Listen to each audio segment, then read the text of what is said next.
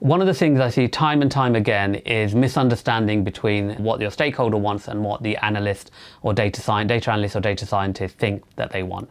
Now, I've seen this so many times that I've actually built a process in for my team to follow to make sure they don't repeat this mistake. Now, what generally happens is that the client or the stakeholder will say, I would like this.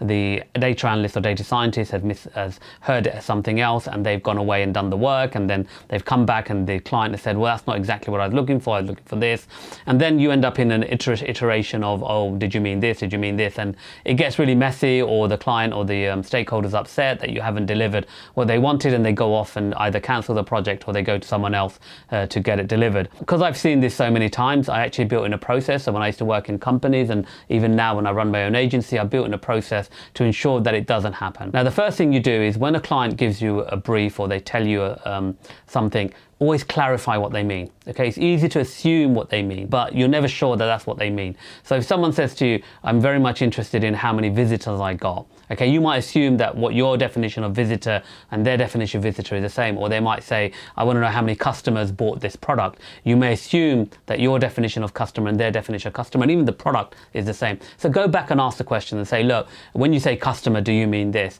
When you say product, when you say, let's say, shoe product, do you mean this category? Because don't forget, when you are analyzing the data, you're going to be looking within some kind of database or some kind of data structure that allows you to analyze data in certain schematics.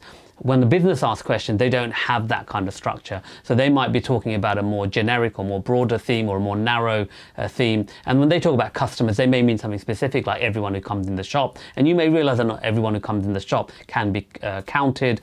Only people who buy can be counted. So all that kind of stuff. So there'll be a lot of things that the business may assume that you don't assume. So make sure when you receive the brief, whether it's written or verbal, you take some time to say, can I come back with some questions, or can I come back after I've understood it? So go back and come back with some questions. Now, these questions are important because they allow you to verify your understanding of the brief. Because if you've asked a question and they've answered it, then there's no misunderstanding now. You've verified the brief.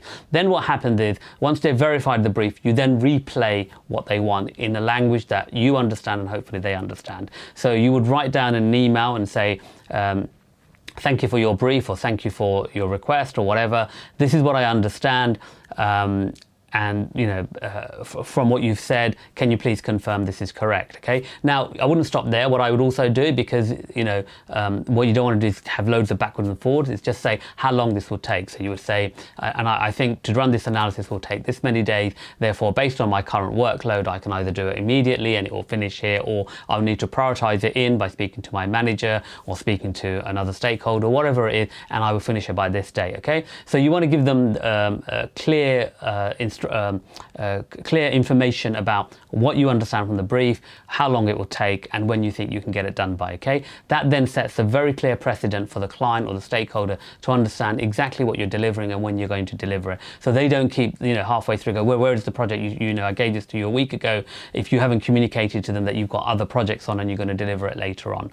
So make sure that you communicate that back. Now, the best way to communicate that back is in a written format, and I usually prefer email. So what I would do is I would send an email and I would ask them to confirm via email that this is correct or this is acceptable. Okay, if they don't, I would chase them up. Okay, so I'd give them 24 hours and then chase them and say, look, if you really want me to do this analysis, please confirm this is okay, and I'll make a start on planning and getting it done. Okay, now if they don't reply about the second or third time, then call them, or try to meet them or call them. If you're in the office, obviously you can go over and meet them. If you're not in the office, if you're working from home or if they're a client, you can call them. But you need some kind of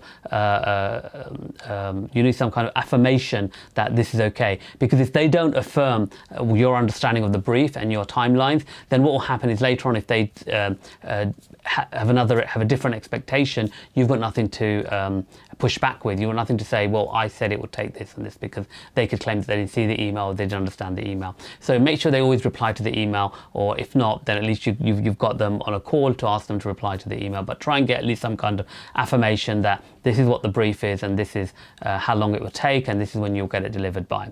Now, if you follow those steps, and I know it adds extra time for an analyst job, and it may be something that you're not comfortable with, it actually helps a lot, because especially when you work on bigger projects or even smaller projects, actually it doesn't matter. But when you work on a project, you want to make sure that what you're delivering is what the business or what the client or what the stakeholder stakeholder wants, and you don't go off on a tangent or you misunderstand and you deliver something that they don't want. So always make sure that you question the brief to make sure that you understand. You're not questioning it for the sake of questioning it or to question why they're asking the brief. You're sort of questioning it to understand what they exactly mean. So if there's terms that could be ambiguous, even though you might assume it's not ambiguous, but it could be ambiguous in the business, make sure you clarify those things and then replay it all back in an email, giving them expectations of how long it will take and when they can expect this analysis. That way, if they do come back and say, oh, I was expecting it this week, you can refer back to that email and say, in this email, I told you I'll be delivering on this week. I've still got 2 weeks left. Hopefully, I will get it to you by then. And that stops the conversation. Also, when you deliver the work, if they go, oh, I was expecting this, this, and this, you can say,